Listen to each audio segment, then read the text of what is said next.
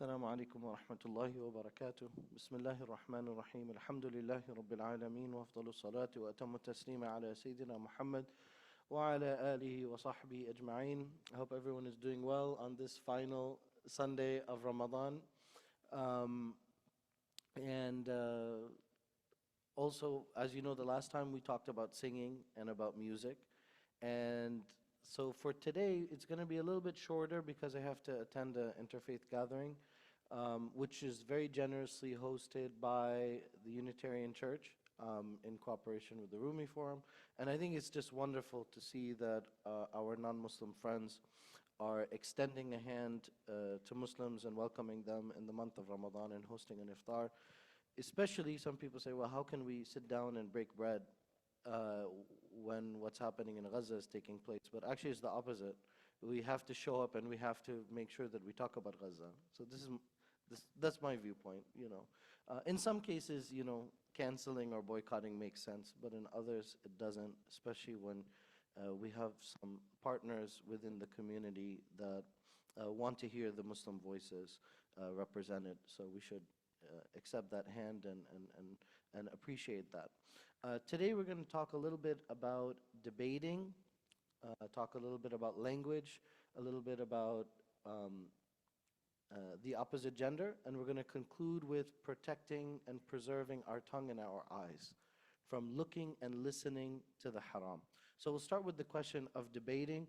Years ago, this wouldn't be a relevant subject because most people in their daily life don't really debate about religion usually they argue, but they don't debate. But nowadays, thanks to social media, it's actually become super relevant because there are like legit battles going on in comments um, and in videos on YouTube, and you have all these influencers that get into very polemic debates. And whether it's about religion or about something else, but people get really entrenched in their positions. So Muhammad Maulud, he lists 5 different prohibitions. So first we'll give the line and we'll go into the 5.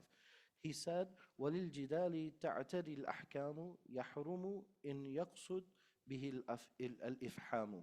Debate can fall into any of the rulings of the Sharia. How many rulings are there in Sharia?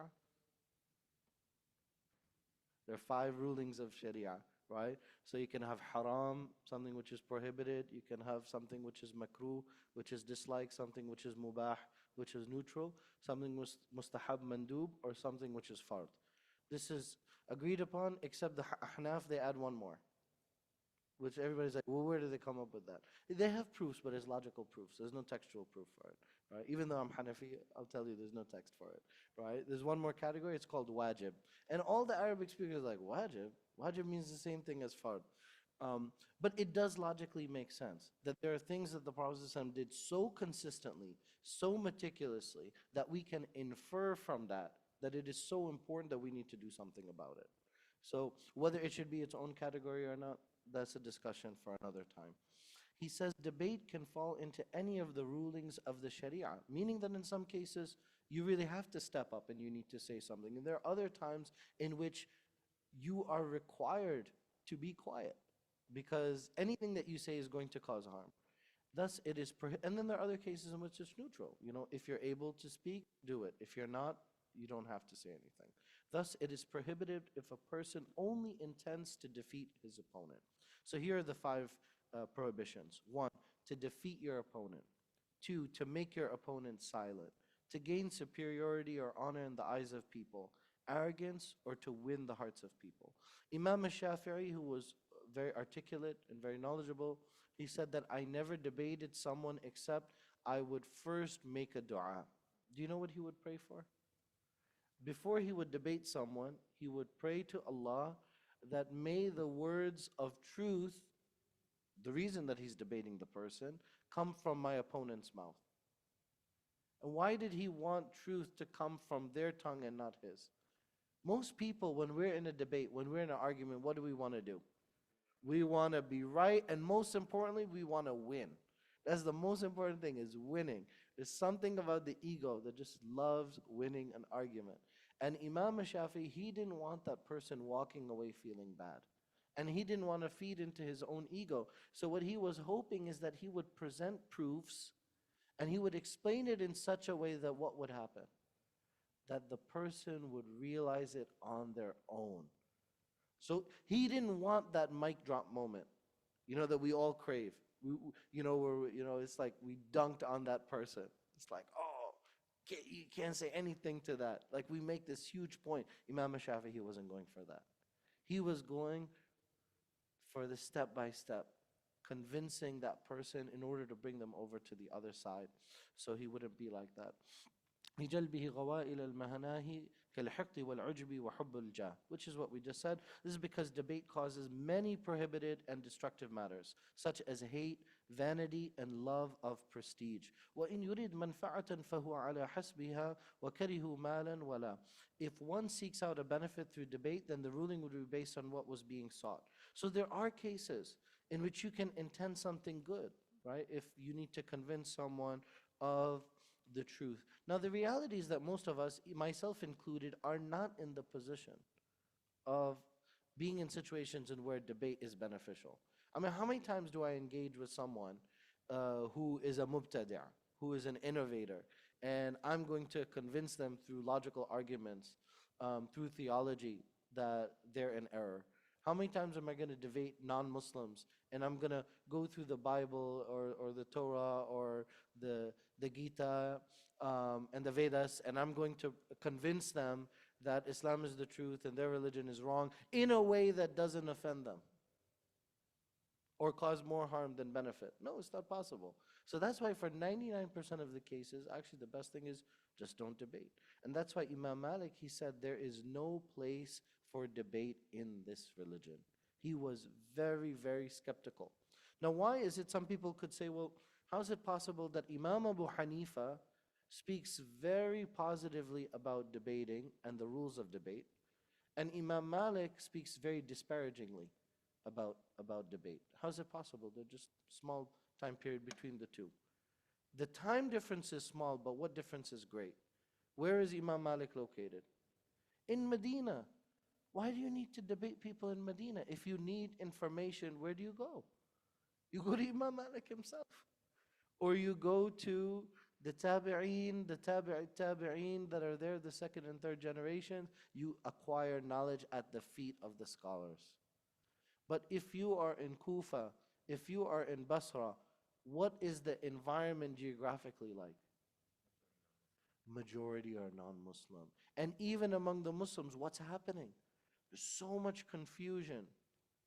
There's so many false statements.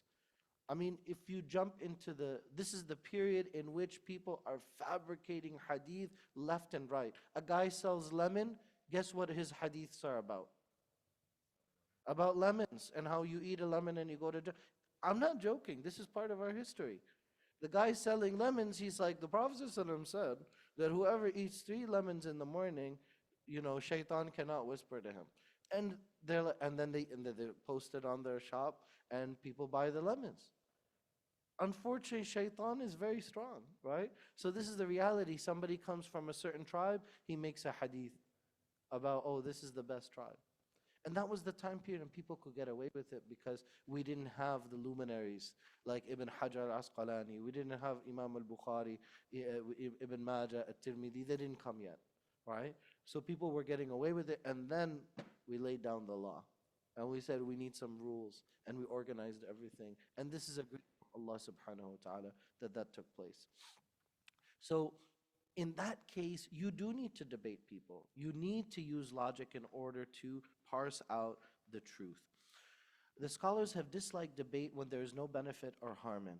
وَقَدْ رَأَى بَعْضُ ذَوِي الْبَصَائِرِ الْإِثَاءِ إِنْ يَكْثُرْ مِنَ الصَّغَائِرِ. Some of the scholars have considered constant debate to be a minor sin, صغيرة. I think that this is a sound viewpoint, because a person who is a serial debater, who has this urge to constantly in debate, then it brings about other sins, and it can also be blameworthy. And Imam al-Nawawi, he said, I have not seen anything that removes religion, detracts from dignity, takes away pleasure, and preoccupies the heart more than debate. Okay, now we want to also shift to another topic about foul language. Okay, so and also about describing women. So he mentions وَهَكَذَا مِنْ سَيِّئَاتِ الْأَلْسِنَةِ تَغَزُّلٌ بِامْرَأَةٍ مُعَيَّنَةٍ. Also from the evils of the tongue is describing a specific woman in love poetry. Our religion, we honor each other, and especially women, to the extent that it is prohibited for a woman to tell a man that, oh, this other woman looks like this, right? Guy is interested in someone, he asks his sister, oh, what does she look like? What should she say? What should she say to her brother? None of your business, right? That's what she should say. Because it's haram. The reason for veiling and for guarding your modesty is that is a private domain. And for someone who has access to that information to then divulge it is a great haram. ولا يجوز لعن شخص عينة وجاز لعن الجنس عند الفطنة. It is not permissible to curse a specific person, yet it is permissible according to the intelligent ones to curse a group. والانتساب لسوى أبيه منها وشددت الحديث فيه. Claiming lineage from other than one's father is from the prohibitions of the tongue, and the hadith is severe about doing this. We talked about this. Adoption is something different. You know, in the Western system, it's hard to apply this because we don't say so and so, the son of so and so, the son of so and so. Usually, if someone is adopted, it's not tabanni, right? So there's a last name. So what's prohibited in Islam is for someone to conceal the reality, the fact of that adoption. But I think people sometimes will overdo it and they'll say, oh, well, you can't have the same last name. If the person's name is known, they should keep their same name. If the name is unknown, there's no harm in taking the name of the adoptive parents, right?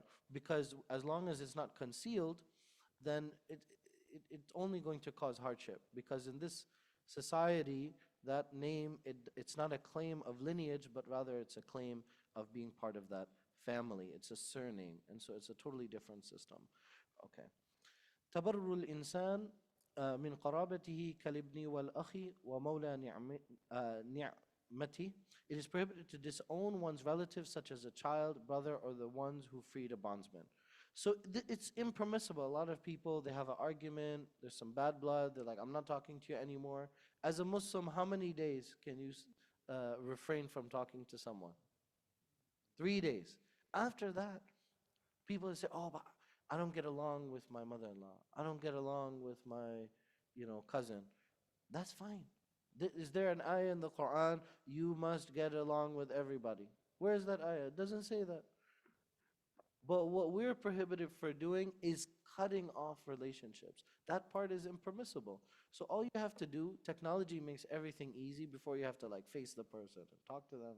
Now you just send a message, oh, I just wanted to say, tonight was the 27th night, I want to let you know I prayed for you. Does that really hurt that much? In the morning of Eid, you send out a message, Eid Mubarak, I hope you and the family are doing well. You don't need to be besties. Nobody said that.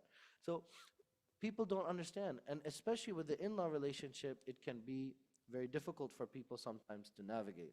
Sometimes there's toxic personalities. Sometimes people don't respect boundaries.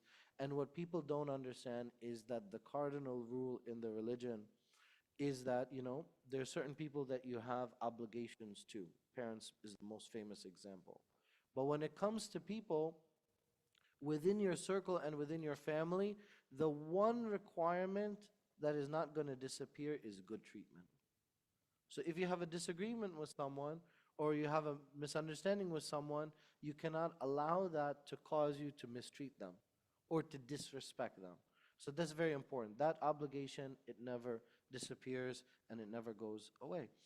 Okay. وَالْخُلْفُ فِي كَرَاهَةِ الْفَحْشَاءِ وَالْمَنْعِ قَوْلَانِ لِلْأَذْكِيَاءِ. There's a difference opinion whether bad language is disliked or prohibited. Okay. So when he's talking about language, he's not talking about cursing. He's talking about explicit language, right? Because when talking about things in poetry, in the hadith, the Prophet ﷺ said that Allah hates the frank, so he translated it as frank, but I would translate it as explicit. I don't know if it's an editing thing. Because frank in the English language is something positive, right? Like saraha would be the Arabic equivalent, right? Bad mounted, the Prophet ﷺ, he wasn't badhi. He wasn't a person that used foul language. And Imam an-Nawawi, he said, for things that a person would normally have modesty about mentioning explicitly, one should use indirect expression that could be understood. Sometimes this gets very hard because like the Khatib in Jum'ah wants to talk about, so instead of saying the word sex, we say intimacy because people, they bring their kids. So it can be a difficult dance because in our religion, we believe that we should talk openly about things, right? That's why even in the Sunday school, we made revisions starting from the fifth grade. We make sure that we talk about Islamic ethics. We talk about Islamic sexual ethics. Because when they go through that age of puberty, they're getting information from all of the wrong sources. So we want to present it to them in a very respectful, in a very dignified way, but also in a way that gives them real information. So they're not confused, like, oh, what's happening? And because kids are curious, they want to know. And sometimes we cover up this information so much that they end up confused and they seek out haram sources of information. So personally, I think this is the wrong approach. This takes us to the last subject for tonight, which is about looking and listening to the haram. Okay, so what he says here is وَمِن مُحَرَّمَاتِ السَّمْعِ وَبَصَرِ مَا أَوْجَبُوا تَدْوِينَهُ لِيُحْتَذَرْ. There are matters prohibited to listen to or look that the scholars have obligated that they be codified and transmitted so that people are aware of them. فَكُلُّ مَنْطِقٍ وَفِعْلٍ إِنْ حَضَرْ يَجِبُ كَفُّ السَّمْعِ عَنْهُ وَالنَّظَرْ. It is prohibited to listen or to look at everything that is prohibited to say or do. This is a very important principle. That means, and believe me, I am not in compliance with this. And I'm sure most of you are not in compliance with this. That means that if there's a curse word that is prohibited to say, then it is also prohibited to do what? To listen to it. Okay, so no more Netflix. Right? I mean, we're going to try our best, right? Perfection is 100% is a difficult standard. But we should be moving in a positive direction, protecting our ears from hearing that which is haram. But a lot of us, we carve out a different way. We're like, well, I didn't say it, I was just listening. Because it seems passive, and saying it is active. Okay, yes, saying it is worse. But listening to it is also haram. And similarly, if showing a part of your body is haram, then what would also be haram? Seeing it. So seeing that body part of someone else on another would also be haram. And this is a very important rule in Sharia that we are often very negligent in thinking about. وَهَكَذَا عَنْ كُلِّ شَيْءٍ يَكْرَهُ مَوْلَاهُ أَن تَسْمَعُهُ أَوْ تَرَاهُ. Likewise, it is also prohibited to look at or listen to everything a person does not want you to see or listen to. So this is very important. Our religion preserves and protects the privacy of others. You can't show up in someone's house and start going through their stuff. You can't, similarly, you know what happens in Hollywood. When somebody has a wardrobe malfunction, what's the first thing that happens?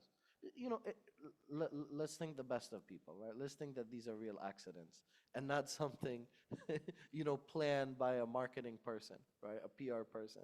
But somebody has a wardrobe malfunction, the outfit issue, right?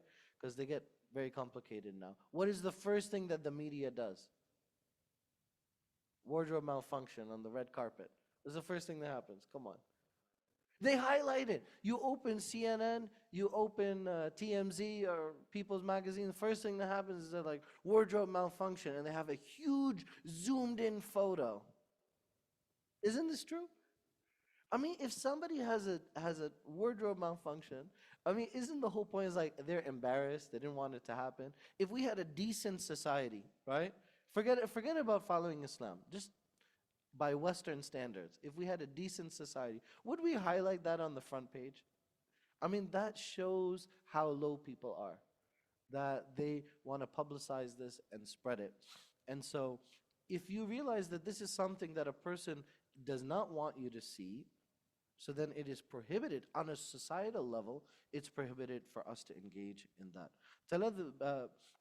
تلذذ بالصوت ممن لا تحل له والإصغاء للمخوفة حظل. Deriving pleasure from a woman's voice and to listen to a woman who it is feared will cause pleasure is prohibited. Now, this is, as I mentioned before, I think Muhammad Maulud is a lot more conservative on this than myself. Because there's a lot of commentary about a ajnabiya, a non-mahram woman. I think that in our modern society, it's this is from his cautiousness, right? Because he doesn't want it to lead to haram. This is in a society, even 100 years ago, which was very gendered, right? So there were women's societies, there were men did certain domains. The reality of modern life is that we are fully immersed. People come to the masjid and they say, "Oh, why is the men and women the same section?" And I'm like, you go to the mall, you go to the supermarket, you go everywhere, and it never bothers you. But when people come to the masjid, then they need parda. They're like, no, no, no, we need division. It's like, oh, like, you never saw a woman before. Now it's like driving you crazy. How is it interrupting your salah? But the reason is because we're so used to it. So we're like, okay, this is our dunya and this is our dini matter. So in dunyawi, it's fine. The reality is that in the masjid, you have to fear that the least. Because what mode are we in? Mentally, intellectually, what are we thinking about when we come to the masjid? We're thinking about Allah and the Quran. We're not thinking, I mean, we could be, but generally we're not thinking that way. Less if your mind is in the gutter, right? We're not thinking that way. But when you go out and you're having fun and people are, you know, getting coffee at like 3 in the morning, right? Certain places, meeting each other, right? So shaitan is, he's out and about, and people are out and about. So that's where you need to protect your iman. So I think people are unnecessarily conservative in the places they don't need to be conservative. This is just my personal view, right? So if we have young men and women in the masjid and they're meeting each other, getting to know each other, and they make a connection, so maybe they can get married as a result of that. What's the problem? They're in a good Islamic environment. They should observe Islamic etiquettes. If they're not observing Islamic etiquettes, it's in a public place, others will correct them. Isn't it true? If somebody is not observing the proper adab, I'm going to let them know. I say, brother, this is not appropriate. Shouldn't do it that way. Whereas if they're out in another location, they're in the club, right? If that's where Muslims are at, now we have a bigger problem. Because now, within that context, the voice and the clothing can be an invitation to that which is haram. Now, there's a principle that has become very complicated and very popular called saddu dhara'i', which means that you should cut the means. That if this leads to haram, that everything else should also be haram. I'm very skeptical of that, because if you follow saddu dhara'i', then you're going to make everything haram. Because everything leads to haram. You're like, oh, if you have a car, so you might use the car to go somewhere haram, so don't have a car. So, I don't know. The doctrine exists, but I think something has to directly lead to haram in order for that principle to kick in. وَهَكَذَا النَّظَرُ لِلْجِبِّيرِ بِعَيْنِ رَاضِي حَالِهِ النَّكِيرِ. Likewise, it is prohibited to look at an oppressor with the eye of being pleased at his repulsive state. So this is the last one that we'll mention before concluding, which is that we're talking a lot about gender, but to look at an oppressor with an eye of admiration is haram. Is there anything more relevant? As Muslims, we should not be pandering. So some people, they're like, boycott, don't show up. No, we should go there and we should publicly tell them. We should put them in situations where they have to answer to the policies of funding a genocide, right? We should engage with the people in public office and ask them, how are you going to vote, right? Because if you look at them, if even passively, by looking at them with admiration or praising people that are committing haram or committing oppression, it doesn't have to be against Muslims. But a person who is zalim, who is committing oppression, then even looking at the act, because you could say, well, I didn't do anything. No, your act of showing admiration and showing support is sinful, right? So that which comes from the tongue and that which comes from the eyes as well. And so in conclusion, he said, "Man sanahu salima min tafawut yusibuhu min ahadi thalatha." Okay, so this completes the protection of a person from the filth of the sight, the hearing, and the tongue. Whoever protects them will be saved from faults that could be caused by those three. Jama'ahu Muhammadun Mawlud, analah amalahu alwadud.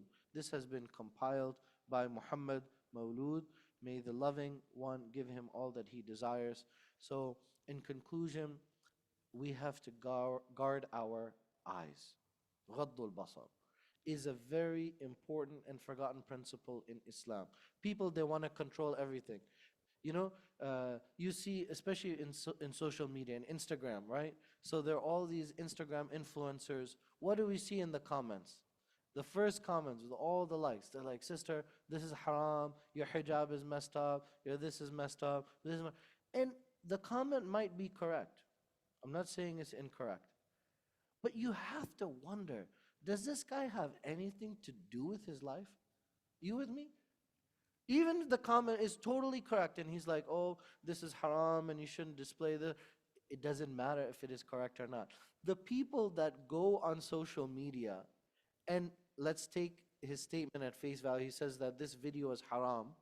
So he's admitting that he's watching haram videos in order to comment and to correct the behavior, which is also haram, right? So it means that we've tried to control our environment, that we want to tell everybody else what to do.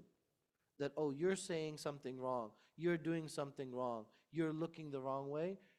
And what ends up happening, we've directed all of our attention in what other people are doing, and we didn't devote any attention to ourselves. So rather than counting the faults of others, we should be counting our own sins. And this is what this book, Maharim al-Lisan, is all about, that you guard your tongue and you guard your eyes. And by the act of guarding it, you're going to naturally see a transformation. That the tongue is not in control anymore, but rather it's subservient to its master. And you're the one that controls what it says. And the eye, it doesn't wander.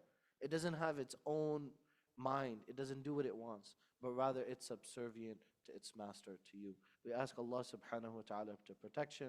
We ask Allah subhanahu wa ta'ala to protect our eyes from seeing all of the haram, from our tongues, from lying and treachery, and from oppression. And we ask Allah subhanahu wa ta'ala to protect us from an eye that doesn't tear, from a heart that does not tremble out of a sense of awe of you and fear of you, Ya Allah. And we ask you, Ya Allah, for iman that is complete and that will save us from the hellfire. وصلى اللهم وسلم على نبينا وحبيبنا محمد وعلى آله وصحبه أجمعين.